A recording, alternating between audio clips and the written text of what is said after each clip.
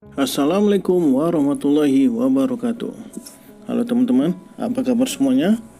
Mudah-mudahan semua dalam keadaan sehat walafiat. Saya doakan semuanya sukses. Amin ya rabbal alamin. Oke teman-teman, kita kembali lagi ke salah satu tulisan Suhuwan, yaitu Ketua Amri dan Owner Adelmat, yang berjudul Tidak Ada atau Sedikit Persaingan di Puncak. Saat kita mencapai puncak, sebenarnya tidak ada persaingan di sana. Atau, jika pun ada, hanya sedikit persaingannya. Hanya sedikit orang yang berada di puncak sebuah piramida. Persaingan yang ketat terjadi di level yang lebih di bawah. Seorang staf atau operator harus bersaing dengan 50 orang untuk mencapai jabatan supervisor. Untuk menjadi manajer, seorang supervisor bersaing dengan 20 orang supervisor lainnya. Untuk menjadi direktur, seorang manajer hanya bersaing dengan 10 orang manajer lainnya.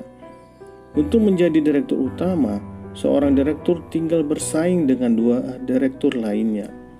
Saat di puncak, saat menjadi owner, malah tinggal sendirian, gak bersaing lagi. Jadi, semakin tinggi semakin sedikit persaingan. Dan saat di puncak tidak ada pesaing. Seorang pemangkas rambut atau pekerja salon yang sangat baik, sangat disenangi oleh setiap pelanggan yang datang kepadanya. Tidak usah khawatir, tidak mendapat pekerjaan. Semua usaha pangkas rambut atau salon dipastikan akan mau menerimanya sebagai karyawan. Seorang mekanik kendaraan yang hebat sangat diinginkan oleh semua bengkel. Apalagi jika dia bisa membawa banyak langganan setia ke bengkel itu.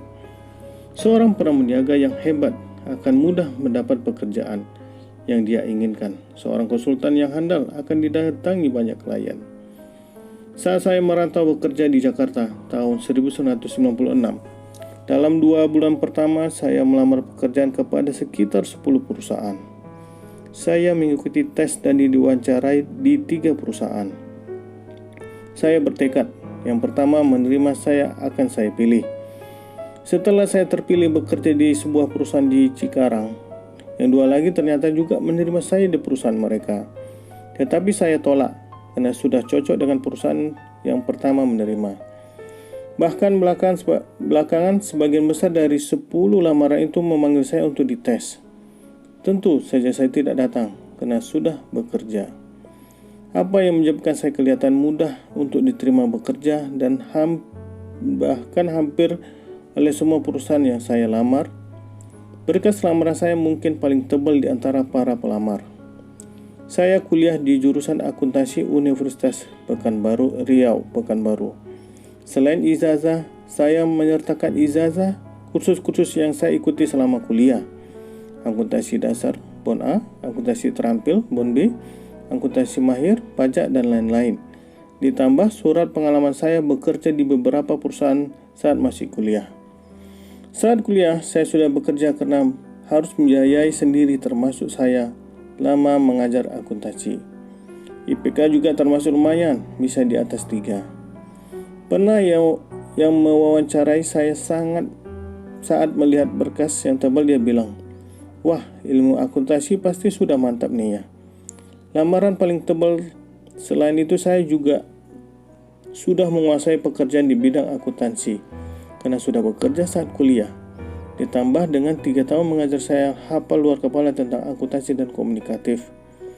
Dengan kualifikasi yang saya miliki, saya nyaris nggak punya pesaing untuk diterima bekerja. Saya sering mengkritik mahasiswa yang semata-mata hanya kuliah dan semua biaya sudah ditanggung oleh orang tuanya. Mereka tidak berusaha mencari pengalaman saat kuliah, malas ikut-ikut kursus atau pelatihan, bahkan penguasaan ilmu pun kurang.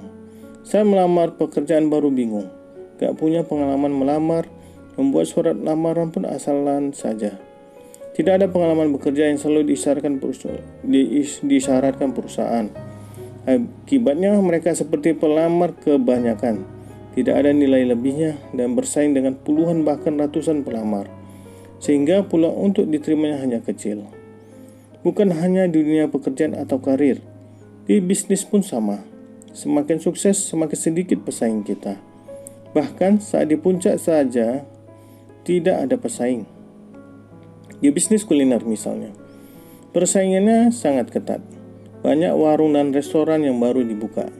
Namun tidak sedikit pula yang berguguran alias bangkrut. Namun, bagi sebuah restoran yang terbaik di sebuah kota, sepertinya tidak perlu berjuang untuk sukses. Pelanggan selalu antri di restoran tersebut, otomatis restoran ini sukses. Dulu saat mulai bisnis dengan membuka kios ukuran 3x6 meter di Pasar Cikarang Baru, saya memang bersaing dengan banyak kios yang ada di situ. Tetapi setelah keunggulan-keunggulan yang saya miliki, kios saya menjadi kios yang paling ramai di pasar itu. Alhamdulillah, sebagian besar toko-toko saya saat ini ramai dan praktis, hanya sedikit pesaing. Bahkan kadang-kadang tidak ada pesaingnya.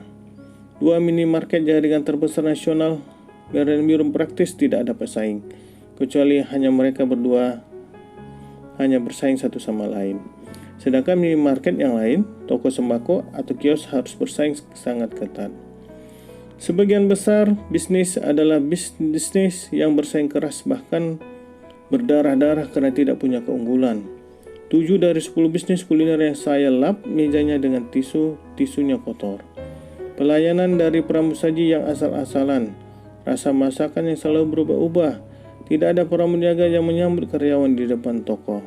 Saat pelanggan mau bertanya tentang barang, tidak ada karyawan yang ditanggap.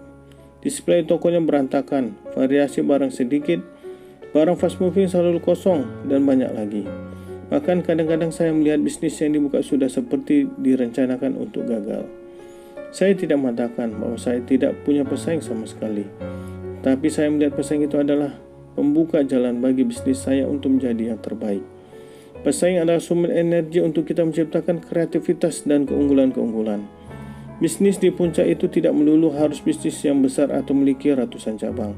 Warung makan dengan satu cabang bisa menjadi warung yang paling ramai di daerah tersebut. Laba kios kecil saya dulu bisa mengalahkan gaji saya sebagai seorang manajer. Kita bisa melihat di sekeliling kita, bisnis-bisnis yang berada di puncak yang tidak ada atau hanya sedikit pesaing. Jika kita memanifestasikan keunggulan, kita tidak perlu khawatir dengan pesaing. Tidak perlu khawatir dengan uang, karena semua orang atau perusahaan akan menghampiri kita.